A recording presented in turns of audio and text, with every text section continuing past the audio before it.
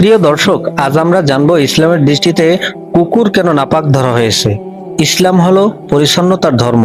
আমাদের নবী করিম সাল্লাল্লাহু আলাইহি সাল্লাম বলেছেন, পবিত্রতা হচ্ছে ঈমানের অর্ধেক। এখন প্রশ্ন আসতে পারে, আল্লাহ তাআলা তো সব প্রাণীকে সৃষ্টি করেছেন, তাহলে কুকুরকে নাপাক বলা হলো কেন?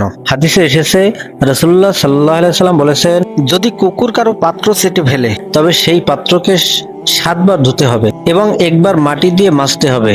সহিহ মুসলিম, হাদিস নম্বর 279। এর মানে এই নয় যে কুকুরের প্রাণ বা তার সৃষ্টি হারাম, বরং তার লালা বা মুখের অংশ নাপাক ধরা হয়েছে, কারণ এতে এমন জীবাণু থাকে যা মানুষের শরীরে গেলে রোগের কারণ হতে পারে। আজকের বিজ্ঞানও বলে কুকুরের মুখে থাকে এমন ব্যাকটেরিয়া ও ভাইরাস যা মানুষে সংক্রমণ ঘটতে পারে। অর্থাৎ ইসলাম 1400 বছর আগে আমাদের শিখিয়েছে স্বাস্থ্যবিধি ও সুরক্ষা শিক্ষা। তবে এটাও মনে রাখতে হবে, ইসলাম কুকুরকে ঘৃণা করতে বলেনি, বরং এক হাদিসে বলা হয়েছে, একজন পাপিষ্ঠ নারী শুধু পিপাসার্থ এক কুকুরকে পানি খাওয়ানোর কারণে আল্লাহ তাআলা তার গুনাহ মাফ করে দিয়েছিলেন।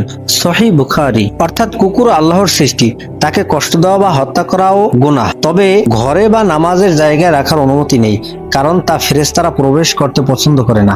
সংক্ষেপে বললে, কুকুর নাপাক কিন্তু অবজ্ঞার যোগ্য নয়। তার প্রতি দয়া দেখানো যাবে, কিন্তু ধর্মীয় পবিত্রতা রক্ষার জন্য তাকে দূরে রাখা জরুরি। ইসলামের প্রতিটি বিধানে আছে হিকমত, আছে উপকারিতা। আমরা যদি আল্লাহর আদেশ মানি তাহলে পাবো দুনিয়া ও আখিরাতে শান্তি। নিত্য নতুন ইসলামিক ভিডিও পেতে চ্যানেলটি সাবস্ক্রাইব করে পাশে থাকার অনুরোধ রইল। আপনার একটা লাইক, একটা কমেন্ট আর একটি ইসলামিক ভিডিও বানাতে উৎসাহিত করবে। ধন্যবাদ।